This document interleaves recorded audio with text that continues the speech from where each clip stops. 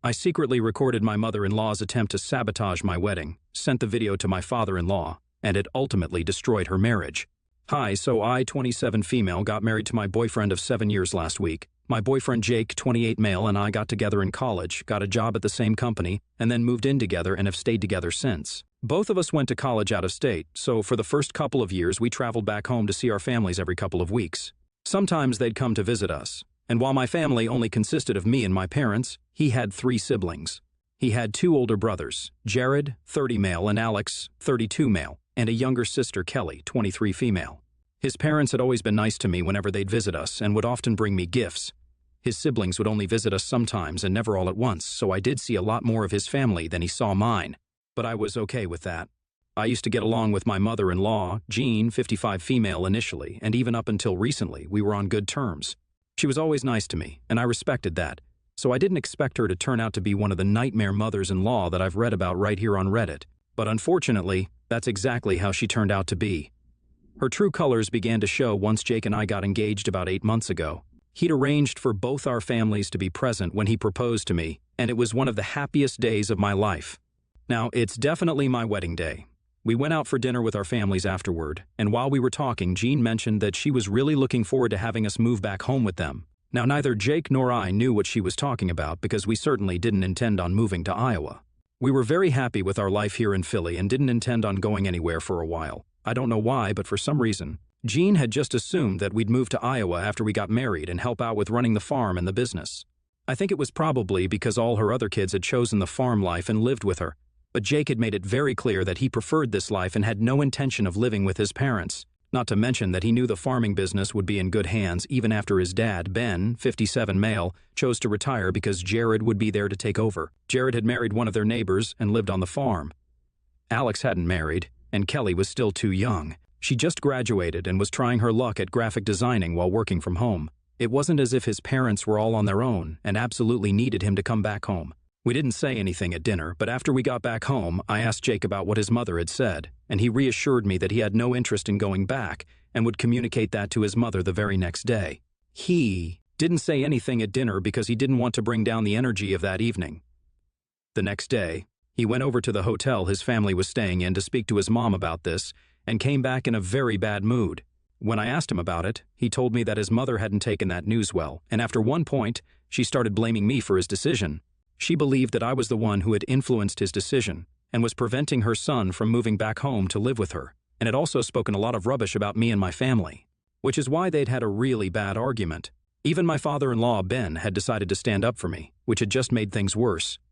Jared and his wife agreed with Jean and believed that Jake and I should move back after we got married, but Ben, Alex, and Kelly believed that we were free to do whatever we wanted to. We'd worked hard to build a life for ourselves here in Philly, and we wanted to live life on our own terms. There was nothing wrong with that. Jean thought that my husband was betraying her family and putting me before them, even though I had nothing to do with his decision. He just never showed any interest in wanting to move back home, and neither had I encouraged it. She said a bunch of things about me back then during their argument that I didn't like, and after Jake told me about it, I decided that I wasn't going to speak to her anymore, unless she apologized for it. She hadn't said it to me to my face, but even then, it didn't feel fair since most of the things she'd said weren't even true. I'm not mentioning it here because it's not relevant, and I'm trying to keep this short right now. It wasn't like she'd called me something unforgivable, but it was just petty and annoying to hear that she'd said these things. So after that, I decided to distance myself from her, and we barely even spoke for the next couple of months. I was also really busy with wedding prep, so I didn't have the time to think about these things either. When the time came, we did invite both his parents and the rest of his family, even though Jean and Jared had been very distant after the whole debate about where we'd live after marriage. Surprisingly, they did agree to attend after they'd received the invites. Jean even called me and apologized for whatever she'd said, and told me that she'd been acting out because she'd been going through some issues in her personal life and she'd taken things way too far because of that. I forgave her because I wanted my wedding to be a happy one, and the way to achieve that was to be on good terms with the most important guests, our families. She also seemed very genuine with her apology and explained that she'd been going through a rough patch with her husband, and she'd been very moody, which is why she'd overreacted. She didn't explain what was going on with Ben, and I didn't ask further because I didn't want to pry. So that was it. We remained in touch during the next couple of weeks leading up to the wedding, and it felt like everything was all right again. Even on the day of our wedding, she was very nice to me, and the ceremony went beautifully. It was only after the ceremony and speeches that I realized Jean was suddenly nowhere to be seen. I had to get changed out of my wedding dress into something more comfortable for the reception anyway, so I decided to leave the venue for a bit and also look for Jean because I had a feeling she was up to no good. The reception was being held in the hotel itself, and before going up to my room to change, my maids of honor and I decided to stop by the room the reception was to be held in. To our horror, we found Jean inside, and she was absolutely destroying the room by throwing around feathers like confetti all over. She definitely bribed some employee to let her in, and was then trying to ruin my wedding with a reminder of the farm to make Jake feel guilty. My friend and I were shocked and didn't know how to react for the first few seconds because she had an entire plastic bag full of feathers that she was emptying on the floor. Not only was it a hazard to walk around in because anyone could skid on those and fall, but it was also a health hazard since people were supposed to have dinner in that room. I was stunned, but after I recovered from the shock of what I was seeing, I decided to start recording it because she literally looked insane and malicious to the core while she was trying her very best to ruin my wedding. She'd already covered half of the floor with the feathers and was getting to the other half slowly, so it was pointless to try and stop her. But I did some quick thinking and whipped out my phone to make sure I had proof of her acting psychotic. She had her back turned to us the entire time so she couldn't see us, but we could easily record her with her face in it. After recording for a minute and a half, I decided that I'd seen enough, and now it was time to do some damage control. I wasn't going to let her succeed and ruin my wedding, but neither did I want to confront her today and ruin Jake's day. So my maid of honor and I decided to speak to the manager of the hotel and ratted Jean out. He was kind enough to understand my situation and told us that we could use another room to host the reception, but it was a little smaller, and they'd need an extra hour to decorate it as well. We pulled out the security footage and he told us that the employee who let Jean into the room would be fired. He even offered to have security throw her out, but I told him that there was no need for that. I didn't want any fuss on my wedding day. We'd already paid for the room in advance, but the manager was nice enough to let us have the other room for free since it was an employee of the hotel who was also involved in this mess. We thanked him. I called Jake and told him to wait with the guests at the venue for about an hour more while they prepared the reception room for dinner. I made up some excuse as to why the place wasn't prepared yet, but didn't tell him the real reason. After explaining to him that we had to push the reception, I changed into my dress for the reception. And my maid of honor and I oversaw the decorations and even helped to speed up the process. We were done within 45 minutes and were ready to have the guests over. I had spoken to the manager, and we'd only started decorating the other room after Jean had left the hotel premises to head back to the venue. She had no idea that her pathetic plan to ruin my wedding day had flopped miserably. Once she arrived along with the other guests, she looked at me and smiled warmly. But that smile was wiped off her face as soon as she realized that the guests were being led toward a different room than the one she trashed. And I swear, I'd never felt as vindicated as I did in that moment. The rest of the evening went without a hitch, and Jean even congratulated me before she left because she had no idea that I knew what she had tried to do. After 2 days had passed, I finally decided to tell Jake. And for good measure, I also sent that video to Ben right before I spoke to him. What Jake would tell his mother was his business, but I wasn't going to let her get away either, and this was my way of getting back at her. I knew that they'd been having problems in their marriage since she told me about it earlier, and if there was even a slight chance that I could make it worse for her, I sure would do it without a second thought. So after I sent that video to my father-in-law, I talked to Jake and filled him in on everything that had happened on the day of our wedding. I also told him that I'd already sent the video to Ben because I didn't want to keep him in the dark about anything. Truly, I had no idea how he was going to react, but to my pleasant surprise, he was quite supportive and told me I did the right thing. He was also really thankful that I tried so hard to hide this all from him so I wouldn't ruin his day, and said that it meant the world to him. So this didn't cause any problems in our marriage like Jean had intended because Jake was more than okay with what I'd done, but she sure did end up ruining her own marriage by trying to sabotage our wedding day. After I sent the video to Ben, he replied to me a couple of hours later and thanked me but didn't say much else, which felt kind of underwhelming. But then Jean called Jake and started shouting at him about what I'd done to ruin her marriage.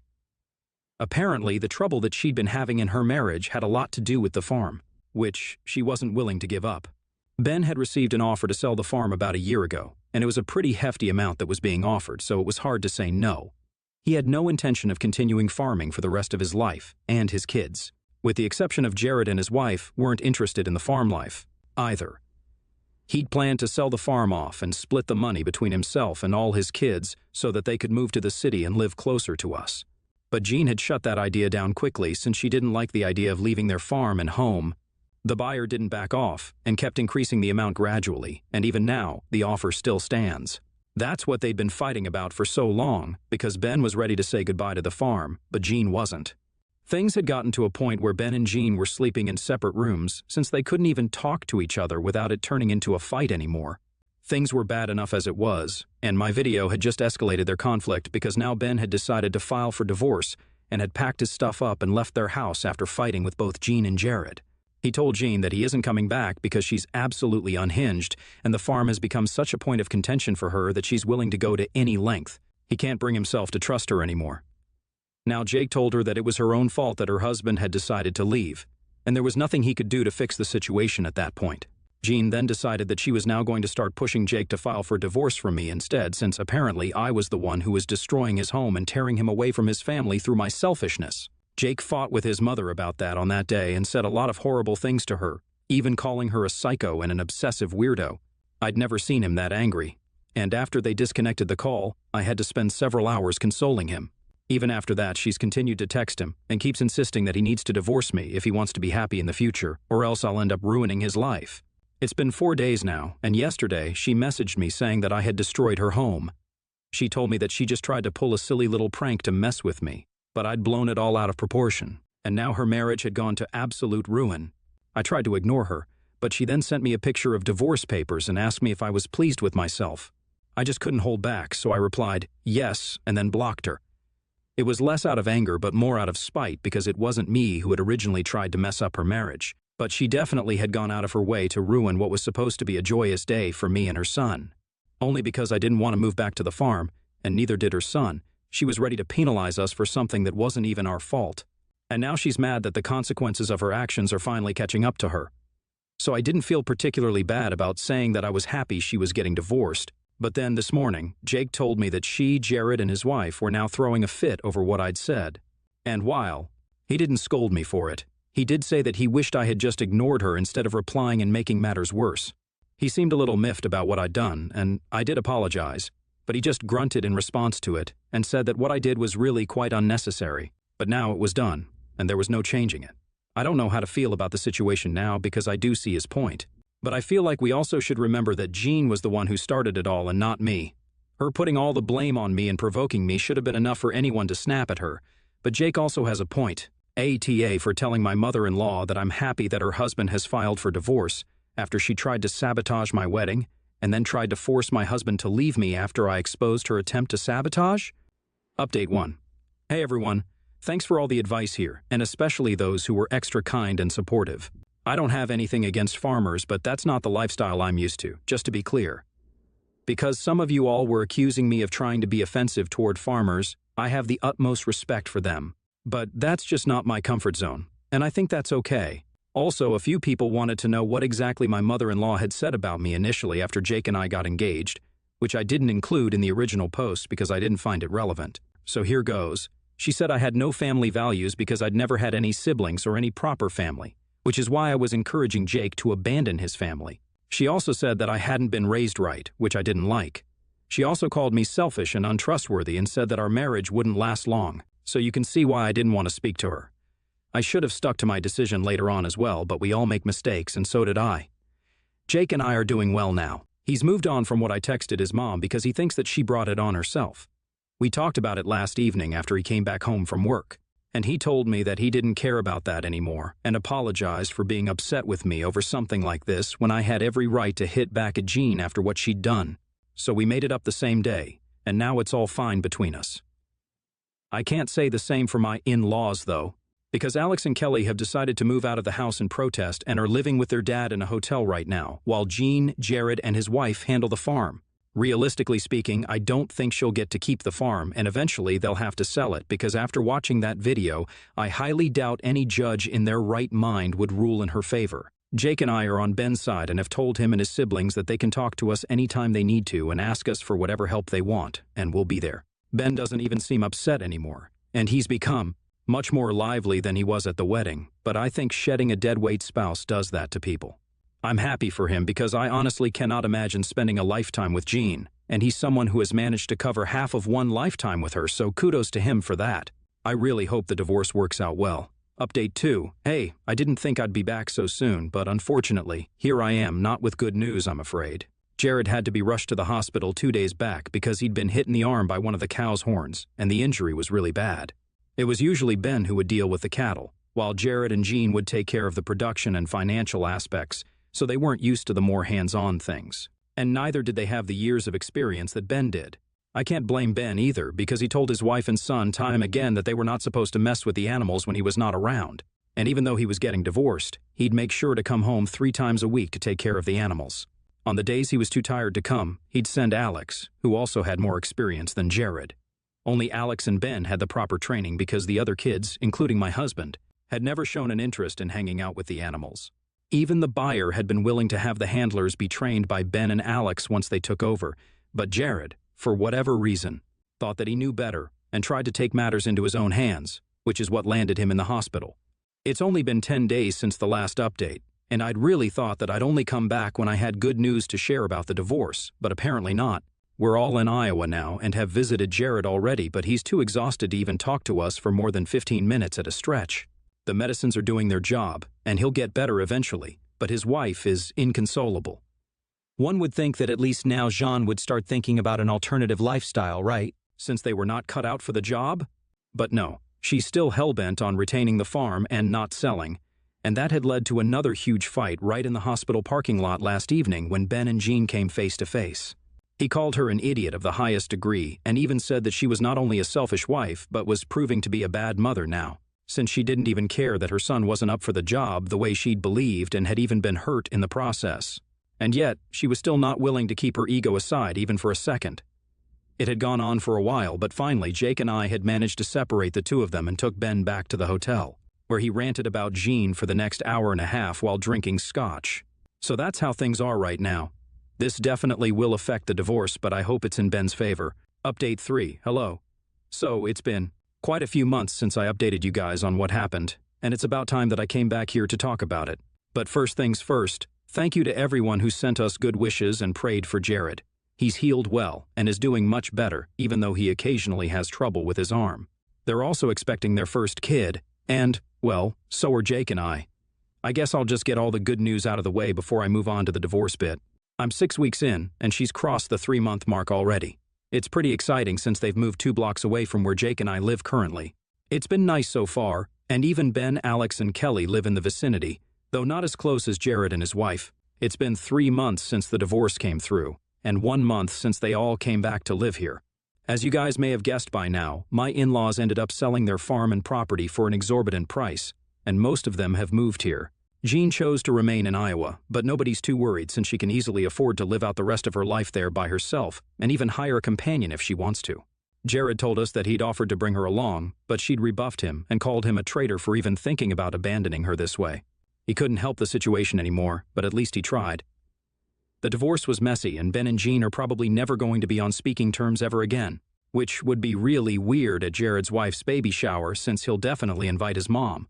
She might not come, though, since she's been very quiet and distant ever since the divorce. Jake and I haven't tried to reach out to her, but the other kids have. And she mostly only replies with either 1 or 2 words at most, or just chooses to ignore their attempts to contact her. We know she's still well and alive from her cryptic Facebook posts, which she shares every hour. It's usually either selfies of her hanging out with her group of friends playing bingo or drinking wine, with captions about how she's better off without a toxic family now. Otherwise, it's quotes about being the black sheep or being the wisest one. You know, the stuff in calligraphic font in white on a black background. So that's her entire feed, and also the way we know she's still okay. Jake and I have never been better in our personal lives because a baby is all that we need to complete our family, and it's finally happening. I'm super pumped to start this new chapter of our lives, and so is he. I wish us luck, and let's hope things only get better now.